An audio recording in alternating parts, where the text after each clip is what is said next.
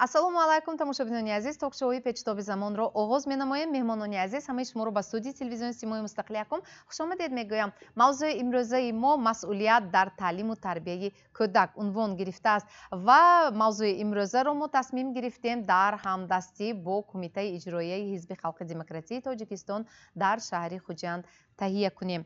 мавзӯи имрӯзаи барномаи мо хеле муҳим буда донистан ва риоя кардани он шарт ва зарур аст. Инак Қонуни Ҷумҳурии Тоҷикистон дар бораи масъулият барои таълиму тарбияи кӯдак аз 20 июни соли 2024 дар таҳрири нав қабул карда шуд. Сабабу омилҳои дар таҳрири нав таҳия ва қабул гардидани ин қонун дар чист ва вазифаи минбаъдаи он аз чӣ иборат аст?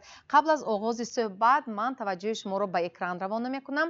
Пурсиши афкори ҷомеа, шаҳрвандоне ки дар кӯчаҳои шаҳри Хуҷанд бо мо рӯбарӯ шуданд, бо як суоле ба онҳо муроҷиат кардем ва ҷавоби шаҳрвандонро пешкашатон менамоем.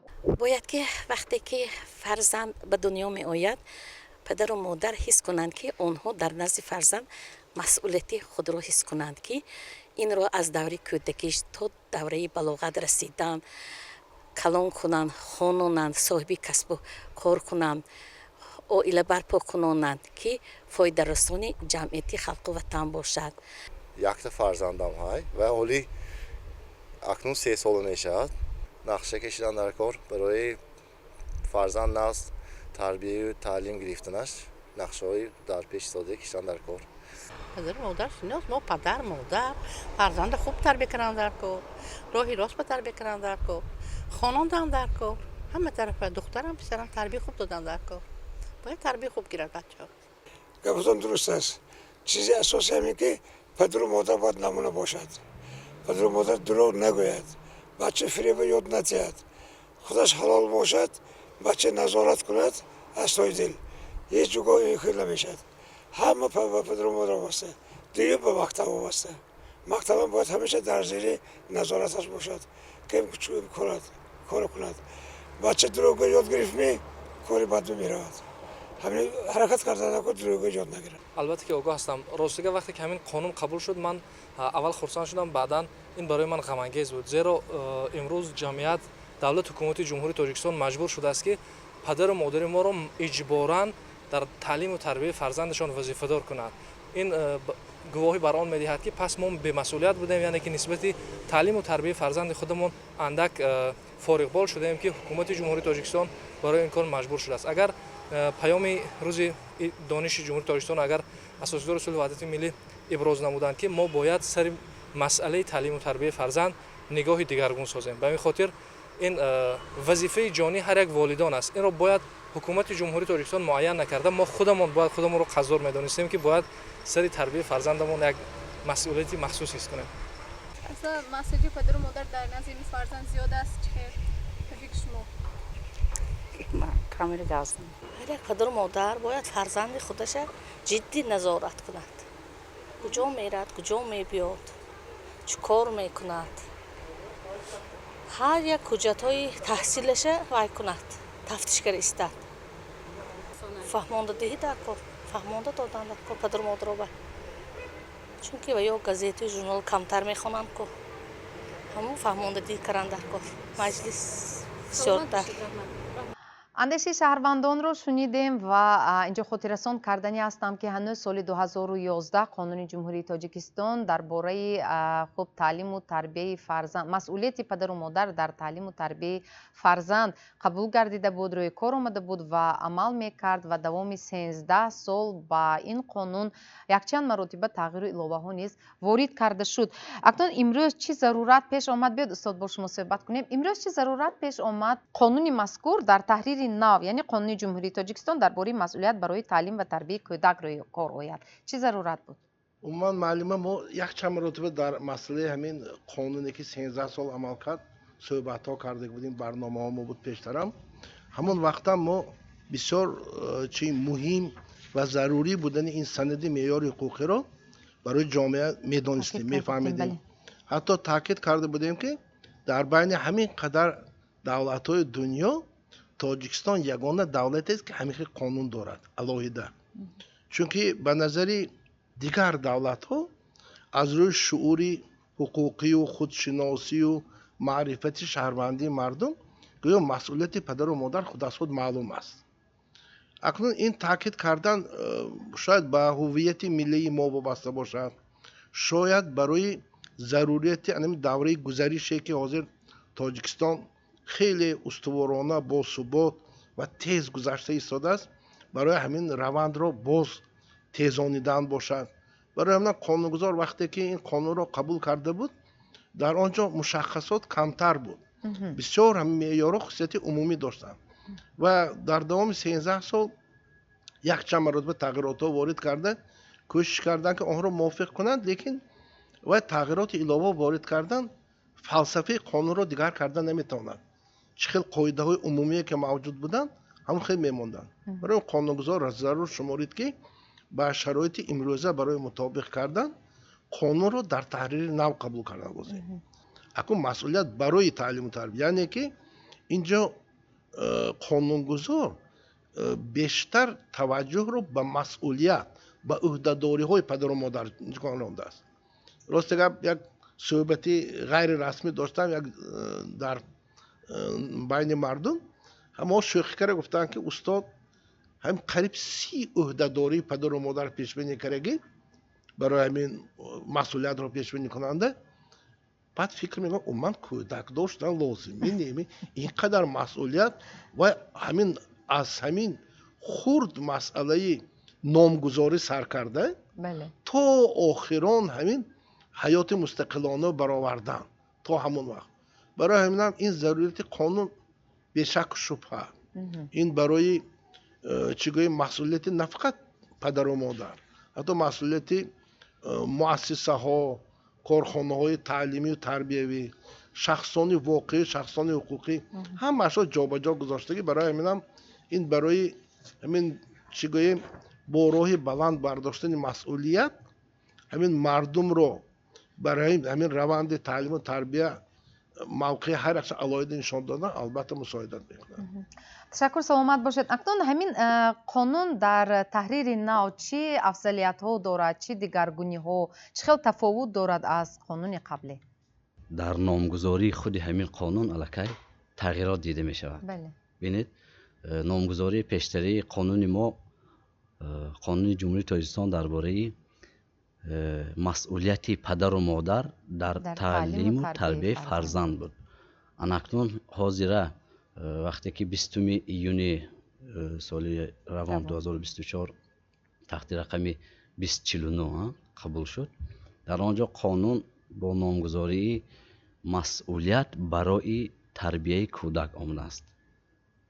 ببینید که کارگزارا میگویند که متخصصا وقتی که ما درباره فرزند نامگذاری کردیم، تحت مفهوم فرزند این سن و سال به محدودیت را دیدن ممکن است. مثلا هستند پدر و مادرایی که 90 ساله 95 به درآمدگی هستند، فرزندشان 60-65 ساله است، فرزند است مگر آنها مسئول هستند. برای همین نامگذاری درست بودنش از نو قانون از نامش برای تغییرات وارد کردن آغاز کردن و من بعد معیارهای آن وابسته به همین نامگذاری تهیه، یعنی از نو تهیه کرده شد. در آنجا ساعت ها معین شده است. برای مثال ماه اپریل تا سپتامبر ساعت وقتی شبانه از 22 تا 6 پگاهی، وقتی از 1 اکتبر تا ماه مارت ساعت وقتی شبانه از ساعت 20:00 تا ساعت 06:00 سحر. این برای چی معین شد؟ برای آنکه در همین ساعت وقتی شبانه پدر و مادران مسئول هستند که وادار میسازد که فرزندشان کجا میگردد، با چی مشغول است دانند. در همین قانون آورده شده است مفهوم های کلوب های شبانه، دیسک کلوب ها، مرکز های دلخوشی، بعد اداره های بوک میکری. از سبب آنکه انا امروز تکنولوژی ترقی کرده شده است، با وجود این مفکوره ما را با همین تکنیک و تکنولوژی دزدیده ایستادند. مفکوره یعنی که گفتی استاد تاکید کردن هویت ملی ما گم شده ایستاده است. اگر یک نفر گویی که بیا میریم همراه پدر یا مادر خبر میگیریم، همراه برادرش خواهرش نمی رود. لیکن وقتی که میگویند که بیا به اداره بوک کری میرویم، به دیسک کلوب میرویم، به مرکزی دلخوشی میرویم، الکی روان میشود. انا همین چیز وادار میسازد که پدر و مادر از همین کودکی، از خردسالی، یعنی سن و سالی که در قانون معین شده است، وادار میسازد که با مسئولیت باشند تا اینکه همین خیلی شکل گرفته با همین مفکوره، یعنی که به پایان نرسند. استاد حاضر اینجا از ساعت یادآور شدیم، ساعت هایی که معین شده است در دایره همین قانون، یعنی در تهیه نو، در تحریر نو. در قانون قبلی، مثلا قانون مسئولیت پدر و مادر در تعلیم و تربیت فرزند، اونجا نیز ساعت معین شده بود برای فرزندان که از ساعت چند تا چند میتوانند مثلا در کوچه ها گشت و گذار کنند، وقتی بهارانه، وقتی زمستانه. ساعتش دیگر شد یا چی شد؟ ساعت در قانون قبلی 23:00 بود، حالا 22:00 کردم وقتی شبانه رو. برای چی؟ برای آنکه بر وقتتر در با گفتی چگویی میکن شبی دراز، شبی دیر در بی وقتی شب گوییم موسم در بی وقتی شب، در بی وقتی شب آنها چیکار میکنن در کوچه؟ 4-5 نفر جمع میشوند، یگان مرکزهای دلخوشی میروند، یگان کارهایی که بیرون از اخلاق است به سامان میرسونند، ممکن است دزدی به دست میزنند، ممکن است یگان هر گونه حالت شدنش ممکن، بله، رفتارهای از اخلاق بیرون. بله فهمو. و باز چگونه باز هم بله چگونه باز تغییرات و دیگرگونی ها دارد قانون مذکور؟ برای فرزند گفتن پیشتر همه قانون پیشتر عمل کردگی به نو گفتگیش به فرزند گفته با سن و سال رو تا 20 سالگی معین کرده بودن. بعد فهمیدند و گفتن که نه تا 20 سالگی نمیشده است، چون که در اعلامیه حقوق کودک تا 18 سالگی کودک حساب می شود. بله. از 18 الکی وای در حقوق گرجدنی ما میدانی قابلیتی عمل کنی پیدا میکند، وای میبخشید با زن و شوهر میشه، اویله دار میشن، وای خدا شاید فرزنددار شود، دیگه موبایل رو همچون کودک سر خیره قانونگذار فهمید تغییرات کرد. اکنون حاضر روی راست کودک گفتگی، حتی در مفهوم اساسی مفهوم کودک رو هم تا 18 ساله گفته تاکید کردن با همون اعلامیه حقوق کودک. در اینجا یک چی گوییم از اول تا آخر قانون یک خط سرخ برین حرمت و احترام نسبت شخصیت کودک گفته تاکید کردن.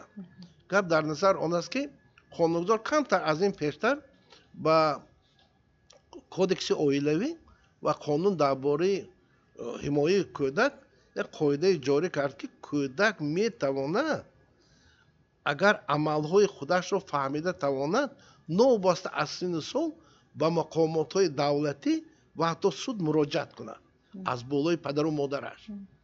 برای این خیلی مهم بود که همین نقطه رو هم چی داخل کنند، چون که فقط زور آوری، تهدید، تاکید این خیلی نسبتی کودک البته در این قانون بیشتر همین قانونگذار توجه کرده است. و البته اینجا به نظر گرفتن هم لازم که وقتی که ما پدر و مادر رو مسئول حساب میکنیم، پیشتر انیق کردن بین مکتب و پدر و مادر تو کنون منکون بسیار میشد. انینا حاضر گویا که به قول روسا همون به پول چکم میگد مشخصا معین شده از حقوق و عهده‌داری های مؤسسه تعلیمی، در کجا مؤسسه تربیوی و در کجا پدر و مادر. اگه همه باید که انیق دانه و موافق قانون عمل کنه. و یک چیز دیگر استاد اینجا البته درست ما در مورد حقوق کودک هم گپ زدیم، در قانون قبلی در مورد هر یک فرزند وظیفه دار است که در دوران پیرانسالی پدر و مادر خودش را نگهبانی کند، پرستاری کند، وگرنه موافق قانون و جوابگری کشیده میشد. در تهیه نو چی آمده است در این مورد؟ در اینجا قانون درباره مسئولیت پدر و مادر رفته است، درباره عهده‌داری کودک اینجا به نیست. لیکن ما منطقاً میدانیم که وقتی که پدر و مادر چقدر خدمت کنند، بعد اصلا و موافق معیار کنستیتوسیونی، موافق دیگر معیارهای کودکس اویلوی این قاعده هست دیگه اینجا در این باره نیست. بیاید معلم با شما صحبت کنیم در قانون مذکور، یعنی خب در تهیه نو در مورد حقوق و عهده‌داری های مؤسسه های تعلیمی، حقوق و عهده‌داری های آموزگار، خیلی که اینجا کارشناس برنامه ما گفتن مشخصا هر یکی در علاهیدگی معین کرده شده است و شما همچون آموزگار از حقوق و عهده‌داری های خود در همین دایره قانون مثلا آنچه که معین شده است برخوردار شدید؟ آگاه هستید؟ البته وقتی که این قانون تهیه شد ما البته با قانون شناس شدیم. در قانون چنانی که استاد قید کردن البته وظیفه های پدر و مادر، مؤسسه، جامعه در علاهیدگی دقیق آورده شده است. مؤسسه نیز وظیفه دارد که در همین ماده اول وقتی که خواننده به مؤسسه وارد می شود اول به لوازمات خانیش سر و لباسی خواننده باید ما به سر لباسش اهمیت دهیم. بعدا برای تعلیم تربیه هر یک آموزگار وظیفه دارد که با لوازمات خانیش پیش از همه خودش باید آماده باشد. بعدا از خواننده طلب نماید. باز در قانون آورده شده است که به کودک جزای جسمانی داده نشود از طرف آموزگار. سخنهای قبیح گفتن به حق ندارد آموزگار. باز به عزت نفس خواننده رسیدن ممکن نیست. خوانندگان را آموزگار وظیفه دارد که برای آزمون و المپیاده ها با آنها برای تیار شدنشان مساعدت نماید. شرایط فراهم در مؤسسه البته به این دیرکتوران مؤسسه نیز وظیفه دار هستند. برای آزمون و چاره‌بینی های جمعیتی خواننده را موافقی لیاقتش خواننده ها را دریافت کرده آنها را باید ما آماده سازیم. شما با قانون چقدر شناس شدید؟ خودتون خوانده برآمدید یا در مکتب در مؤسسه تعلیمی جمع آمد شد و با تهیه نو شما رو شناس کردند، یعنی هیئت آموزگاران رو؟ وقتی که می قانون یا در خانه مثلا در تهیه شد من خودم اول شخصا خودم وقتی که این قانون تهیه شد و به دست رسید اول راستی گپ خودم شناس شدم، چون که اولی من شوهرم حقوق شناس هستند. بعدا در مؤسسه عمومی چیز از طرف دیرکتوری مؤسسه‌مون سپارش شد و به آموزگاران همین با و سروری معاونی مؤسسه‌مون اویدی تربیه ما مشورت گذراندیم. همین قانون رو مختصر به آموزگاران حقوق و عهده‌داری اونها رو نسبتی همین کودک فهمانده شد. تشکر معلم. در قانون واقعا هم همین درباره حقوق و عهده‌داری های پدر و مادر و شخصان آنها رو عوض کننده نیز خوب آمده است، معین شده است البته حقوق و عهده‌داری ها.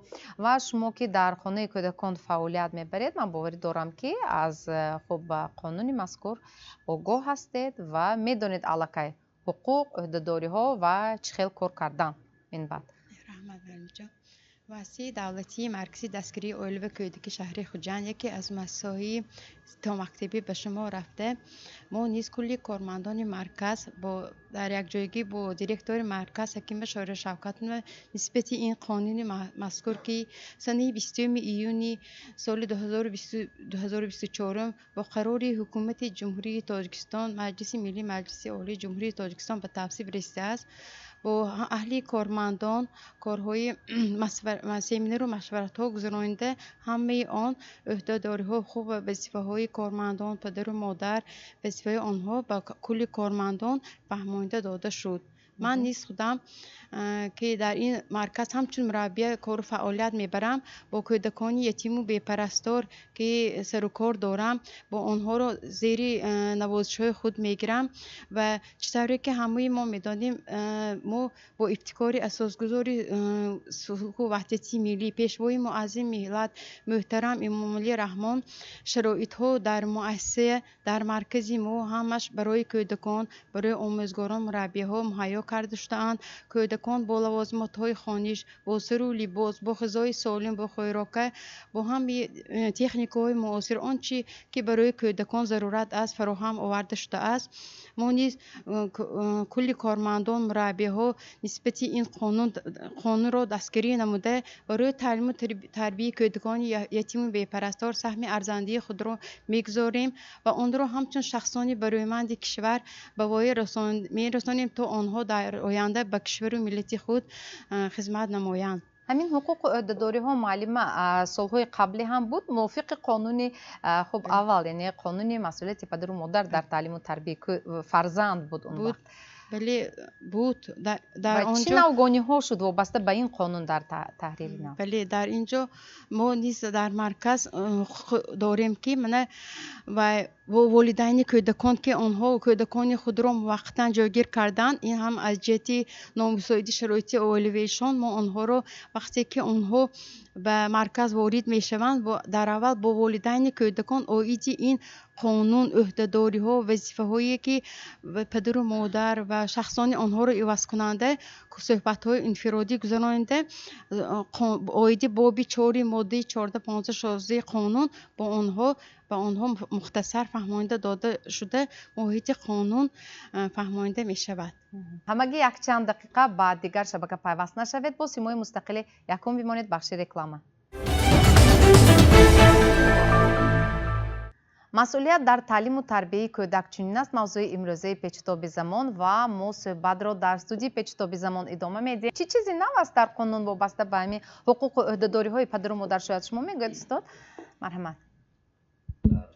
قانون مذکور قانونی نو تحریر شده نسبت قانون پیشتر همین آمده است که در قانون پیشتر گویم 13 سال قبل وقتی که قبول شد در این قانون چنین آمده است که برای تعلیم و تربیت کودک نه تنها پدر و مادر والدین من بعد شخصان آنها را عوض کننده مؤسسه ها شخصان حقوقی این چنین صاحبکاران انفرادی نیز مسئول هستند.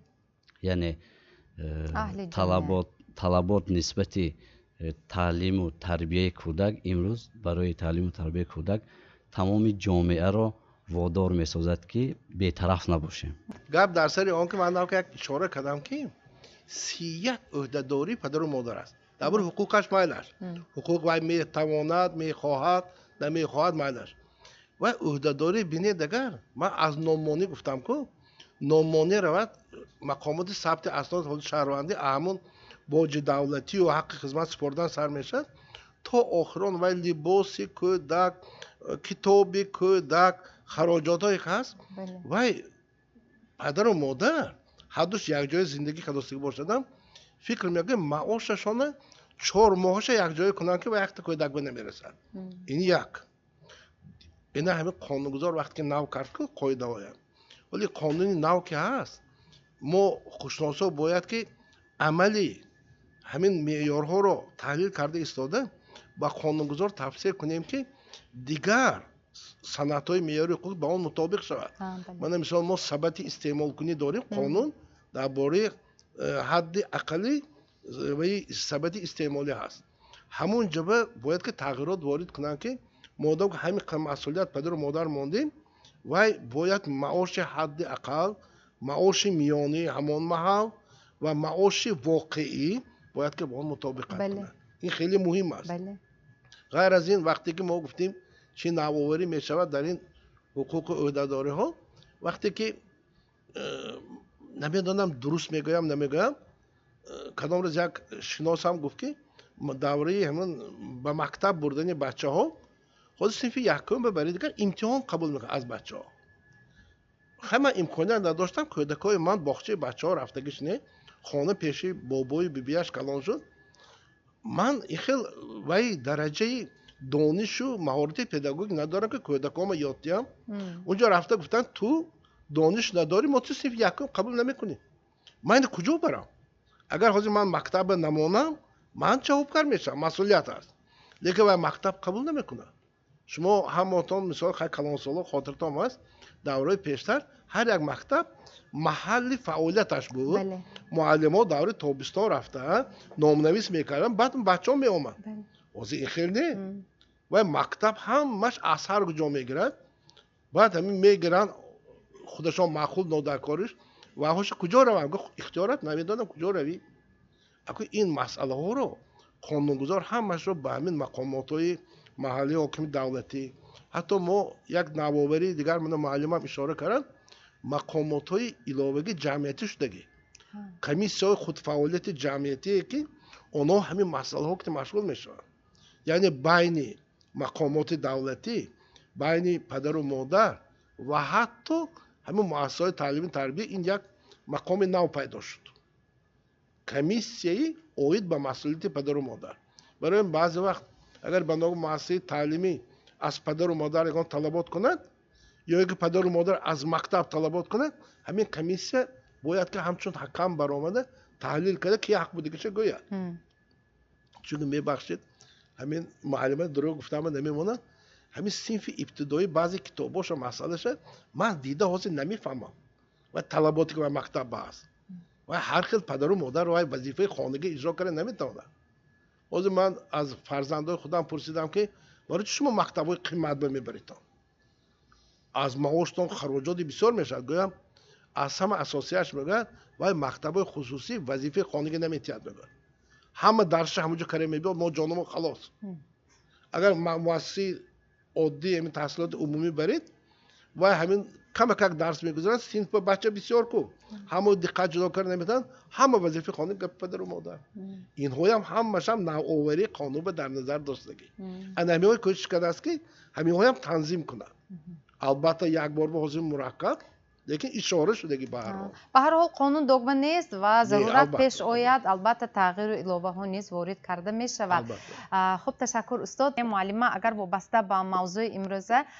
خب اضافه ها داشته باشید همچون آموزگاری مکتب میانه ابراز کرده میتونید و اصلا با قانون جمهوری تاجیکستان که در تهیه نو قبول گردید در مورد مسئولیت کودک آشنا هستید شناس شدید شناس شدم پیش از اون با اون شخصا خودش راضی شده میتونه پیش از اون یعنی به این سوال شما جواب دهم معلمه پیش دوره هایی که ما کودک بودیم بیبی و بابا داشتیم پدر و مادر الان وقتی نماز شام نشده پدر و مادر ما آچی بابا ما دعوت میکردن خانه در رایتان تاریخ شده است گفته حاضر به نظرم قریب که این خیلی اوله ها نیستن خیالم که یخی پدر و مادر آزاد باشد از کودک می در کوچه باشد کمتر عصبم آروم گیرد این گپا هست مبین خیالم اکو همه خیل بعد این مسئولیت پدر و مادر بعضی پدر و مادر در حقیقت میخواهند تربیت کردن فرزنده لیکن شرایط فراهم نمی بیاد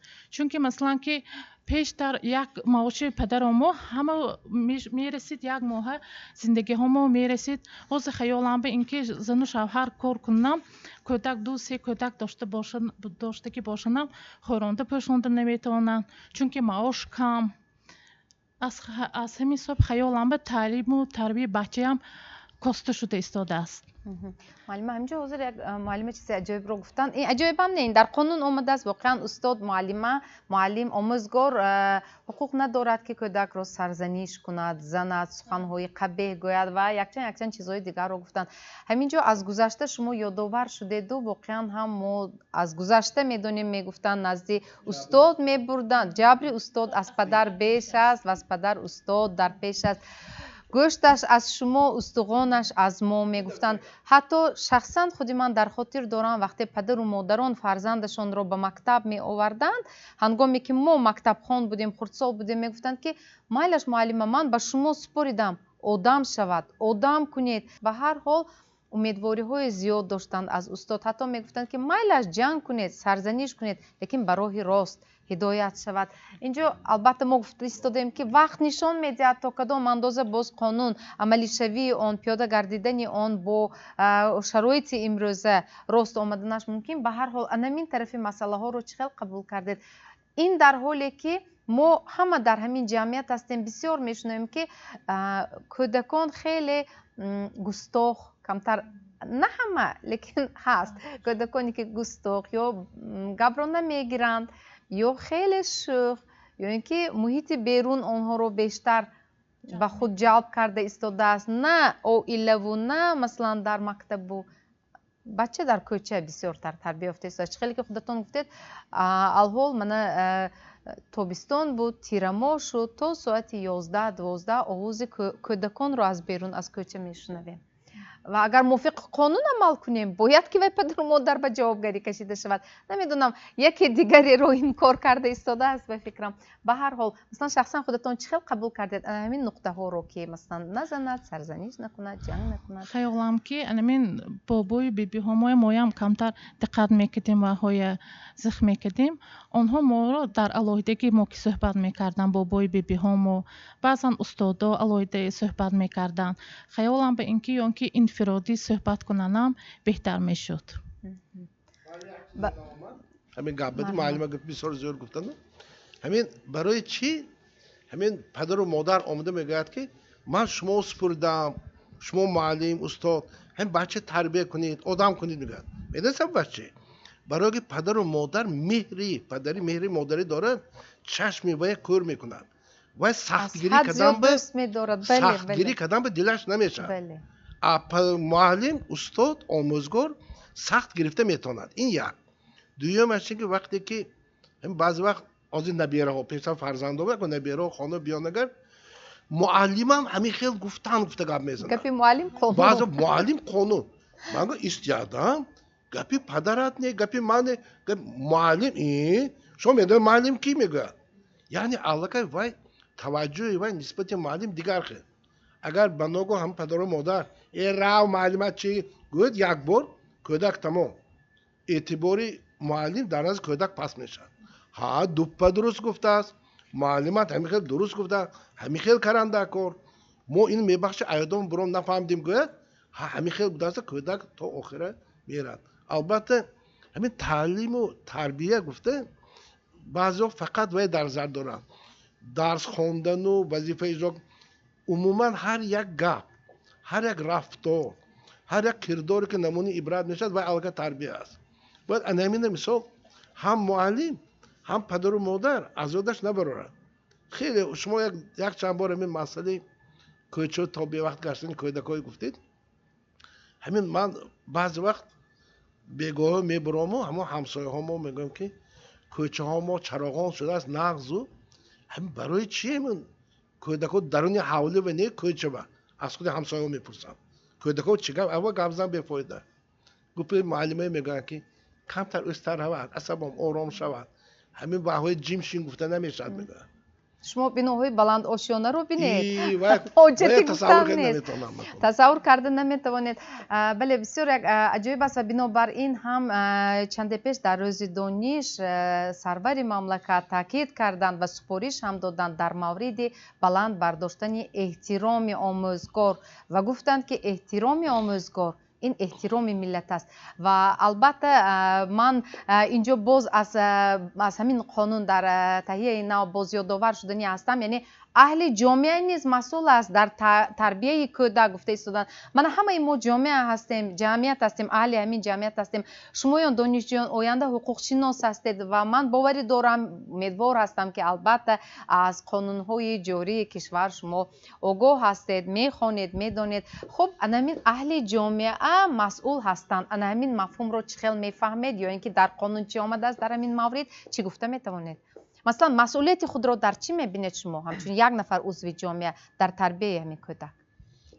اساساً مسئولیتی یعنی مسئولیت در تعلیم و تربیه کودک اساساً در بالا ذکر کردن استاد معلمه من فکر میکنم که تنها پدر و مادر یعنی والدان این کار را کرده نمیتواند باید استادان معلمگانی که به آن کودک درس میدهند همراهی با پدر و مادر یعنی تعلیم و تربیه دهند. یعنی تعلیم و تربیه علاقه دست جمعانه شد. بله. در همدستی باید ما فرد رو تشکل دهیم مکمل. بله همینطور چنانه گفتن قدری استاد از پدر بیش است و از پدر استاد در پیش است.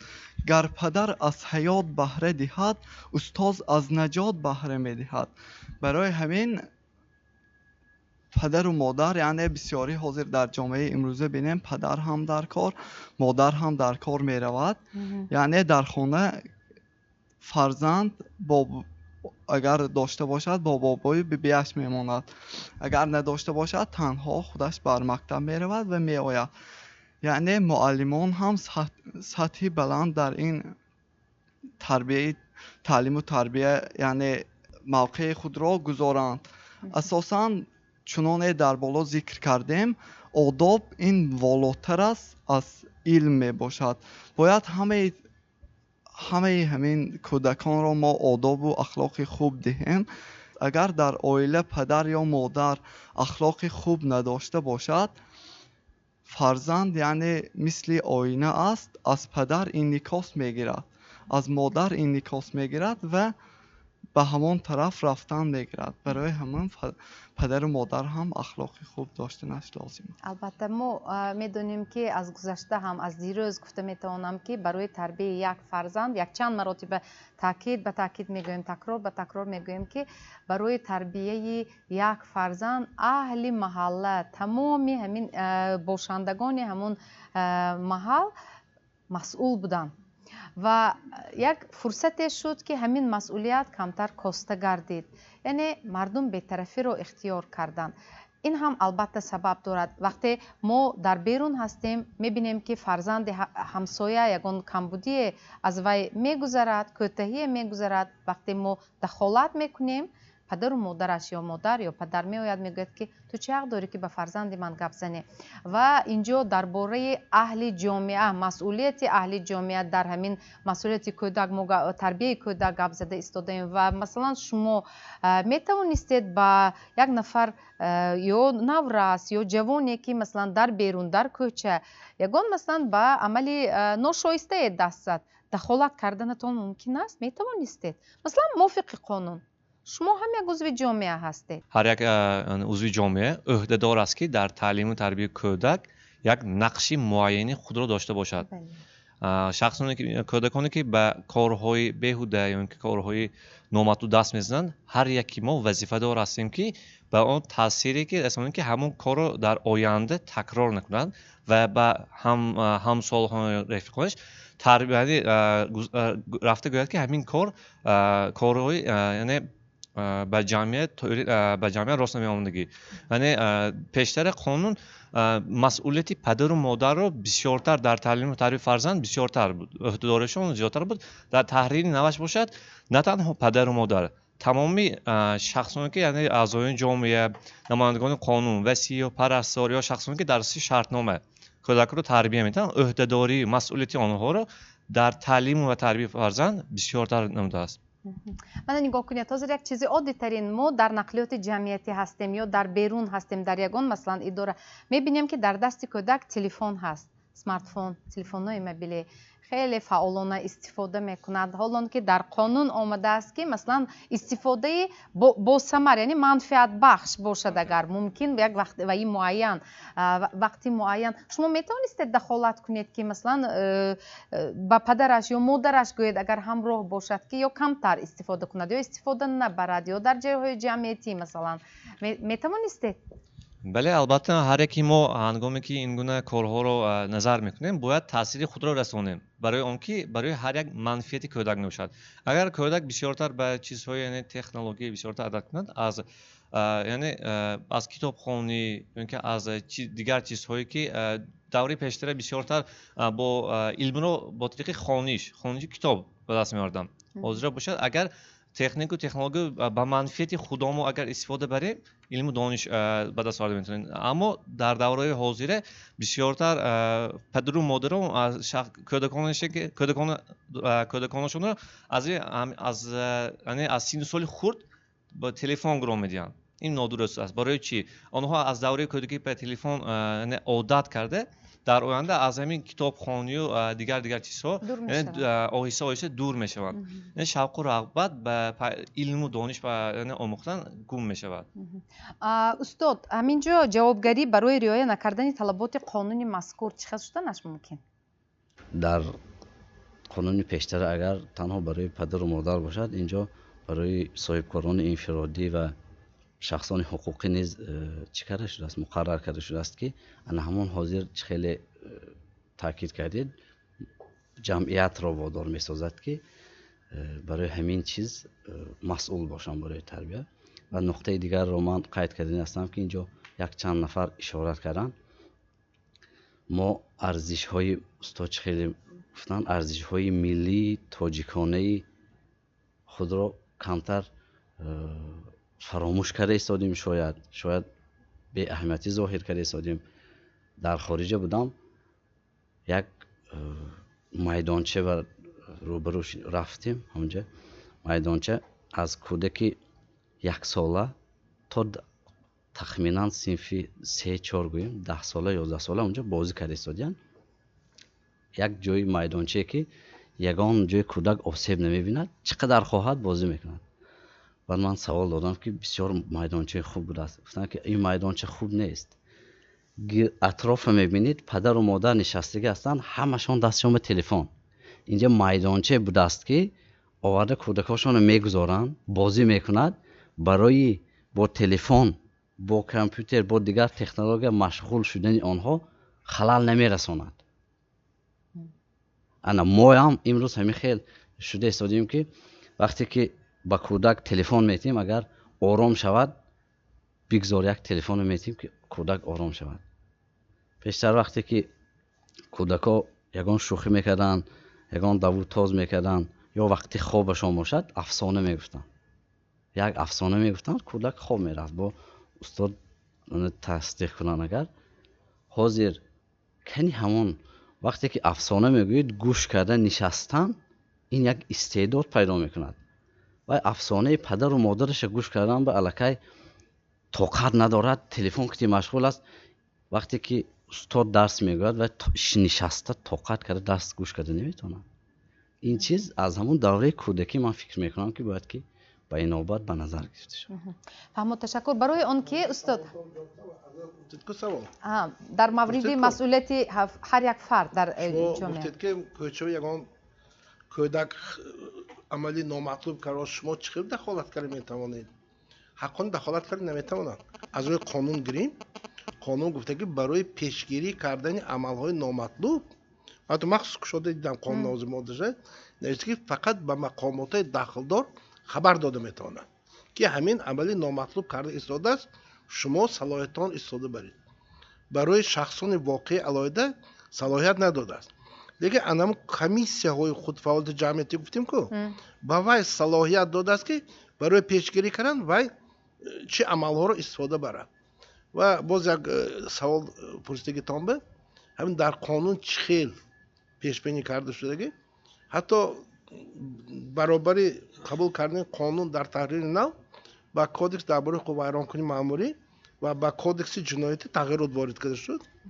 ва дар ҳамон кодекс ба ҳуқуқи вайронкунӣ маъмурӣ тағйиротҳое ворид кардагӣ кардӣ барои ҳамин ӯҳдадориҳое ки бо ҳамин қонун дар бораи масъулияти падарон барои таълиму тарбияи фарзанд кӯдак иҷро накардан ҷаримаҳо, маблағҳои гуногун 10, 12, 15, 30 нишондиҳанда барои ҳисобкунӣ пешбинӣ шудагӣ. ва дар кодекси ҷиноятӣ барои як вай барои монеагӣ кардан барои гирифтани чи маълумоти умумии вай миёна вай ҷавобгари ҷиноятӣ пешбинӣ карда шудагӣ, чунки хотиратон ҳаст ба қариби маълумоти миёнаи вай бо ҳатмӣ буду, баъд иловагӣ буд. ҳамин ҳозир ҳамаша баробар кардан умумӣ ҳамаш ҳатмӣ аст. барои ҳамин ҷавобгари ҷиноятӣ пешбинӣ карда бо ҳамин қонун алоқамандӣ дорад. хуб, фаҳмод, ташаккур. агар вобаста ба мавзӯъ ба хотири он ки воқеан ҳам аз ҳамин қонун дар таҳияи нав аҳли ҷамъият ҳама бархурдор бохабар бошанд, барои он ки воқеан ҳам пагоҳ нагӯем ки ман намедонистам ё бехабар будам, чӣ бояд кард? кадом корҳоро мо боз ҷоннок карданамон мумкин аст? аз рӯи мушоҳидаҳои хуб шахсии ман ҳамчун як нафар журналист, устод, чанде қабл ин дар анҷоми соли таҳсили 2023-24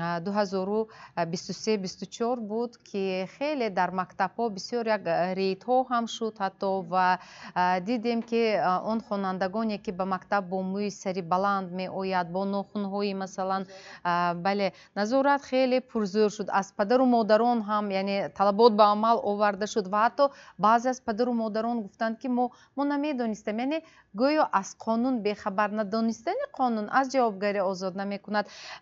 بنابر همین معلم شما هم به فکرم با اشاره سر تصدیق کرده استودن چون همین گونه حالت بود و البته برای اون که به روزنامه آمده است، برای اون که یک حقارت کرده است، یک صدای بلند برآورده است، برای بسیار بسیار بسیار چیزا اکثریت پدر و مادر نورسان حتی جریمه بندی هم کرده شدند و پگاه نگویم که یعنی من قانونی نو رو در نظر دارم اگر همین خیلی گفتم ممکن باشد، پگاه نگویم که من بیخبر بودم و همین گونه حالت بود در مکتب.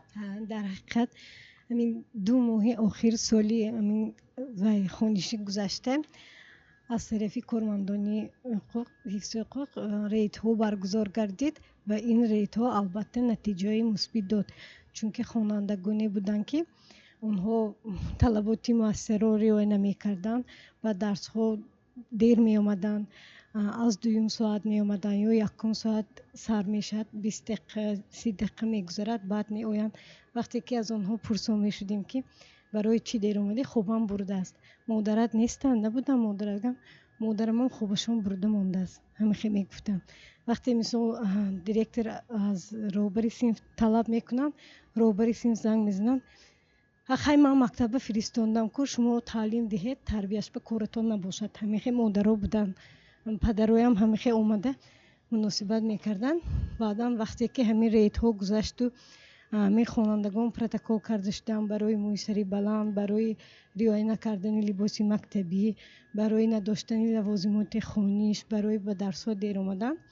بعدا وقتی که جریمه بندی کرده شدن، پدر و مادران بعدا فهمیده از آموزگاران بخشش هم پرسیدن، لیکن تو همین وقتی که روبری صنف آگاه میکرد یا که یگان آموزگار درسی مرا ویران کرد یا پسرتون در درس نیست گفته به اونها از درس میگریزد، همان چیکار کنم میگفتن، به گپی من گوش نمیکنه چیکار کنم. لیکن همین ریتو ما همین رو مشاهده کردیم که در نتیجه همین خانم پدر و مادر مسئولیت حس کردن. من همین چیز رو باز گفتنیم که مثال امروز اخلاق جوانان نورسان بسیار کاسته است. از سبب آن بعضی معلم گفتن که پدر و مادران برابر کار میکنن، این سببش هم هست، لیکن بعضا مادرانی هستن که در خانه میشینن در یگانجا کار نمیکنن. امروز آنها همیشه مود شدگی سریال های ترکی میبینن یا که دیگر اونها به همین چیزا داده شدن یا که در دستشون تلفن از همین شبکه‌های اینترنتی استفاده میبرن و اونها همین از اخلاق کودک خود عموما دور شدگی هستند، تعلیمش به نظارت نمیکنند. همین چیز پیشتر مثال دوره های ما بچه بودیم مادرمو یگان وای کنیم عیب کلمه عیب است بود. حاضر همین مشاهده میکنم امروز همین کلمه قریب که استفاده نمی شود یا که ما یگان رفتاری نادرست کنیم ما به پند و اندرز می گفتن. از همین بیت های شاعران حتی مثال هم می آوردن که انمیخه گفتگی همین کار ممکن نگفته. امروز این خیلی ویان نیست. وقتی که ما والدین دعوت میکنیم طلب میکنیم روی راست بعضی مادران هستن که میگن که وظیفه شما تعلیم دادن، شما تعلیمتون تید تربیتش به کارتون نباشد. بچه من به میگن فهمو و در فرجام استاد یک بار به فکرم خلاصه میکنیم، جنبست میکنیم و من مثال های معین و مشخص و در همین حال موافق قانون مذکور که امروز علاقه پیاده گردیده ایستاده است خوب عمل میکند.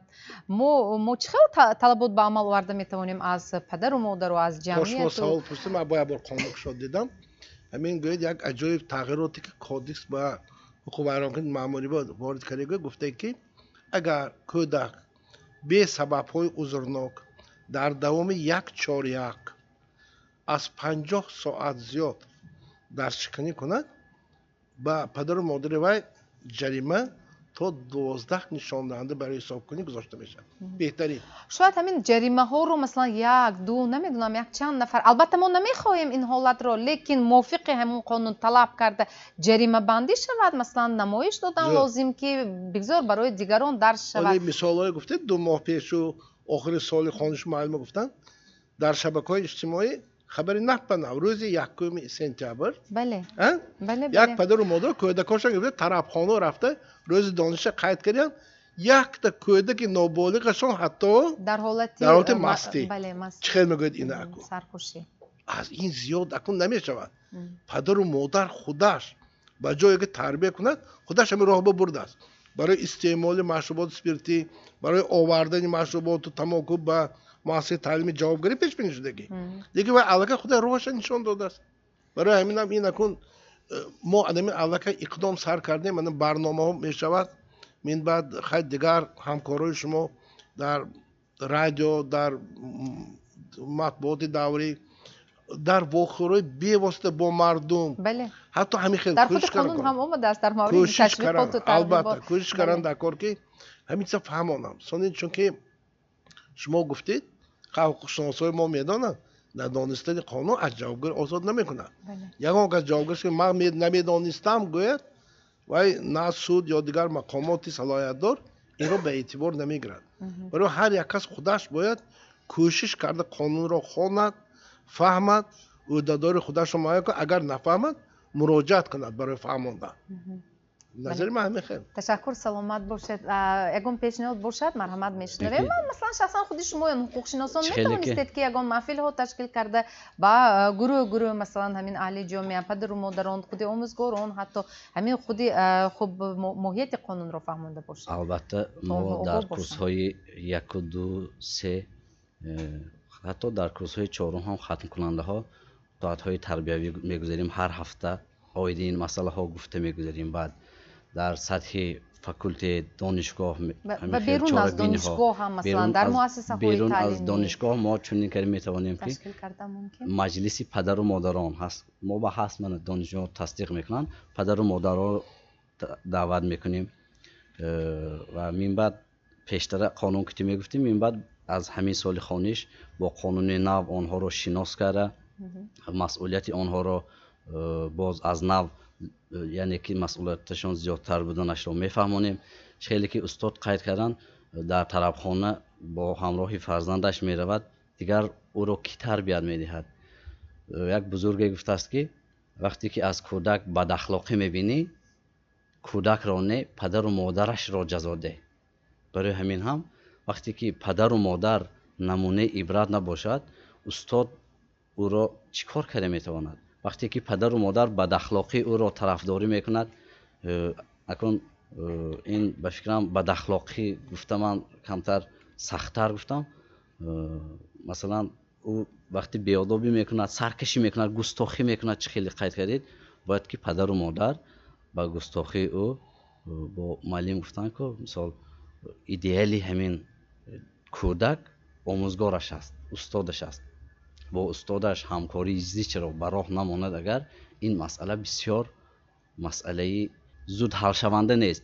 همکاری استاد با پدر و مادر باشد خوبتر است. فهمید، تشکر. خوب، مقصد از تهیه برنامه امروزه نیز در اون است که به طور عادی عام فهم و محیط قانون جمهوری تاجیکستان درباره مسئولیت برای تعلیم و تربیت کودک را فهمانده باشیم. تعلیم و تربیت درست امکان میدهد که کودک در رویه وطن دوستی، خویشتن شناسی، خودآگاهی به پایه رسیده و خرد و بزرگ احترام گذارد و در زندگی روح زیستن را با علم و خرد دریابد. و امیدوارم که برنامه امروزه ما برای رسیدن به هدف در سمت تعلیم و تربیت کودک البته مساعدت خواهد کرد. برای شمایان باشد. استادان عزیز، مهمانان گرامی، برای اشتراکتان در این برنامه سپاس. تا برنامه دیگر در امان خدا باشید. خیر.